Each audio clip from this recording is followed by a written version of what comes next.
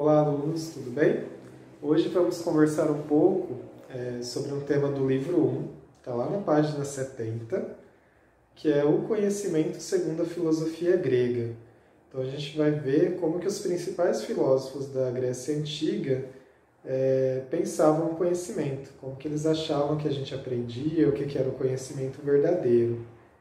E aí nós vamos estudar então os três principais filósofos dessa época, que foi o Sócrates, o Platão e o Aristóteles. É interessante a gente saber e lembrar que um foi aluno do outro, um foi discípulo do outro. Então Sócrates veio primeiro, depois Platão foi aluno de Sócrates, e depois o Aristóteles foi aluno de Platão. Então, primeiro veio Sócrates, depois o Platão e o Aristóteles. E um foi aluno do outro, o que é interessante para a gente pensar, né? Que um foi aprendendo com o outro e depois criando sua própria teoria, suas próprias ideias. Então vamos começar pelo Sócrates. O Sócrates ele acreditava na necessidade de questionar as verdades prontas, né? As verdades que a gente ouve falar pelas outras pessoas. Então geralmente a gente vai aceitando aquilo que os adultos vão falando, que as pessoas mais velhas vão dizendo, e a gente simplesmente acredita naquilo. Então Sócrates achava que ele tinha que questionar essas verdades para alcançar uma verdade absoluta, um real conhecimento. Então ele usava dois métodos, que era a ironia e a maiêutica. Basicamente esses métodos era o diálogo com as outras pessoas, só que era um diálogo no sentido de se aprofundar nas ideias que elas tinham. Então, uma pessoa chegava com um discurso, com algum conhecimento, e ele ia questionando os argumentos que aquela pessoa tinha, até ela perceber que aqueles argumentos não se sustentavam, até perceber que não tinha como manter aquela ideia. Então, por meio da reflexão, das questões, das perguntas, ele fazia a pessoa perceber que aquela ideia estava errada. Então, por isso que ele falava da ironia e da maiêutica. Era esse método de fazer a pessoa se questionar o tempo todo até perceber que os argumentos dela não faziam sentido. Porque muitas vezes a gente aceita um argumento, uma ideia, mas não para pensar se realmente aquela ideia está correta. Então Sócrates fazia essas pessoas acreditarem, repensarem essas ideias. E tem uma questão importante para o Sócrates, que ele acreditava que o conhecimento era sempre transitório. A gente está o tempo todo aprendendo, o tempo todo descobrindo novas coisas, novas ideias. Então não tem como a gente ter uma verdade completa, né? A gente está o tempo todo tentando alcançar uma verdade, né? Então, tanto que a filosofia é uma busca pela sabedoria, né? A gente está o tempo todo buscando uma sabedoria, mas a gente nunca alcança. O filósofo ele é amigo da sabedoria, mas ele não é um sábio exatamente. Ele está tentando buscar essa sabedoria o tempo todo. Então, o conhecimento ele é algo que a gente está o tempo todo buscando. E por isso a gente deve ter uma humildade de reconhecer, né? Que nós não sabemos tudo e que estamos o tempo todo aprendendo. Tem uma frase muito famosa do Sócrates que é "só sei que nada sei", né? O que ele quer dizer com isso, né? Ele sabe que por mais que ele busque os conhecimentos, isso está sempre incompleto, está sempre faltando. Ele está sempre ignorante de alguma coisa, sem saber alguma coisa. E outra coisa que ele vai falar é sobre a questão de como que ele chegou nessa questão do "só sei que nada sei", né? Ele foi conversar com várias pessoas, porque o oráculo, né, lá da época, tinha dito que ele era a pessoa mais sábia que existia.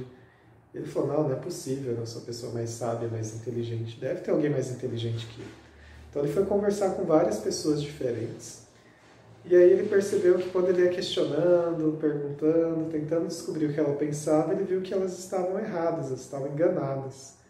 E aí realmente ele percebeu que ele era o mais sábio. Mas por quê?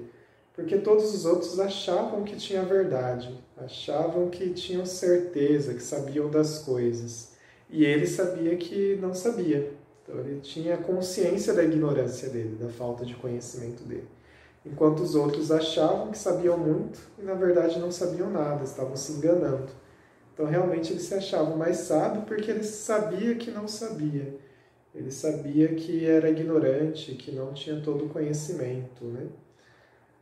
Agora então a gente vai passar para o Platão, que veio depois dele. O Platão ele tem algumas diferenças, né, sobre a questão da verdade. Ele faz a diferença entre a doxa e a episteme, são dois termos gregos. A doxa é a opinião.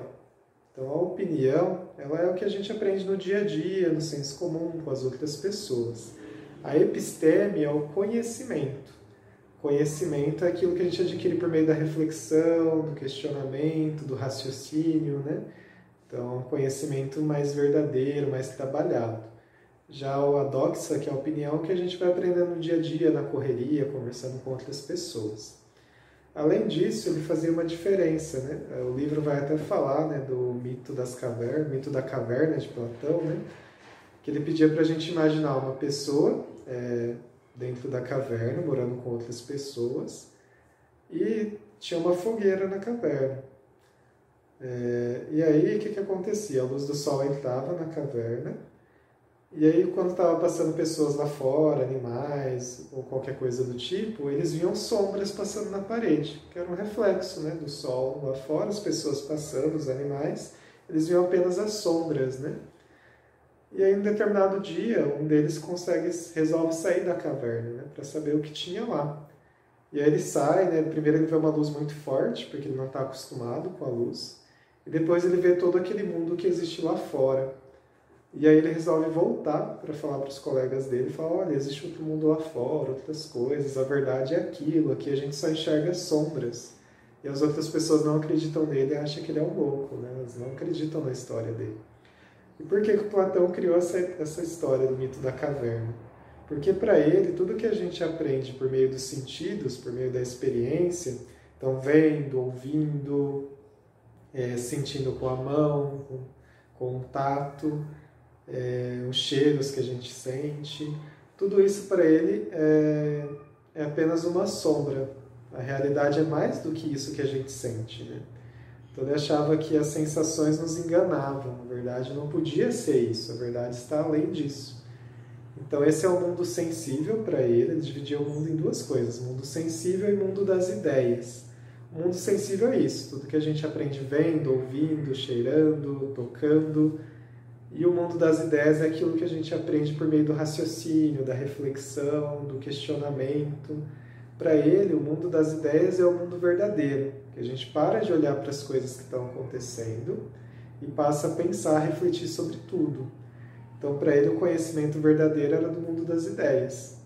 Por quê? Para ele, o mundo do sentido nos enganava, porque está tudo passando muito rápido, tudo mudando o tempo todo. Para ele era impossível a gente criar um conhecimento verdadeiro baseado nesse mundo que muda o tempo todo, que está o tempo todo em confusão e a gente não consegue aprender as coisas direito. Uma hora a gente acha que é isso, depois é outra coisa. Então ele achava que esse mundo dos sentidos, né, o mundo sensível, era um mundo imperfeito e um mundo que não trazia conhecimento verdadeiro. Então só por meio da reflexão, do conhecimento filosófico, do raciocínio, a gente poderia conhecer a verdade. Então é basicamente isso do Platão. Indo agora para o Aristóteles. O Aristóteles ele é bem o contrário do Platão, porque ele acredita que o conhecimento ele vem pelo acúmulo de experiências que a gente tem na realidade.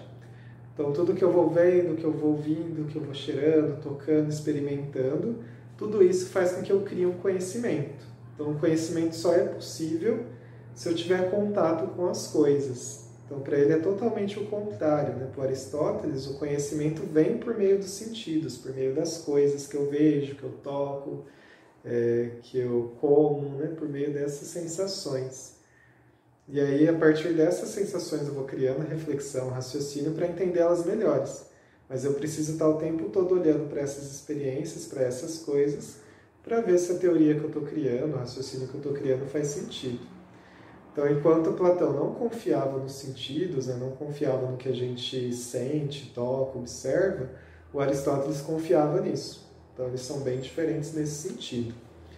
E o Aristóteles ele vai dizer que existem 3 tipos de ciências, né? Ele classifica ciências em 3 tipos.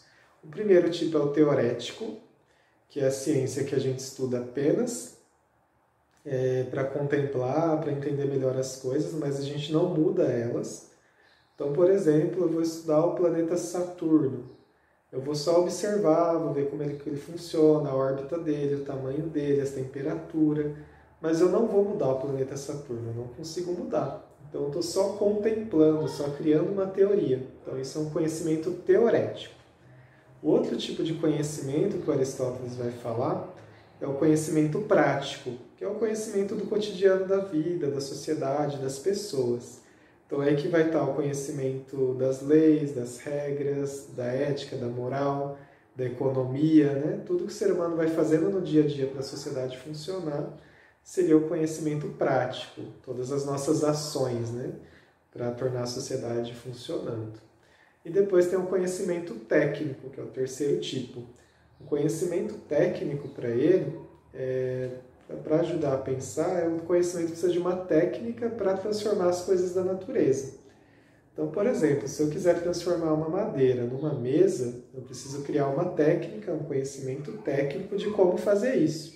Então, primeiro eu tenho que cortar a árvore, tenho que cortar as madeiras dos tamanhos corretos, lixar, vou pregar a madeira, tudo certinho. Então, eu preciso de vários conhecimentos técnicos, né, várias técnicas, para transformar algo da natureza num objeto para a gente usar.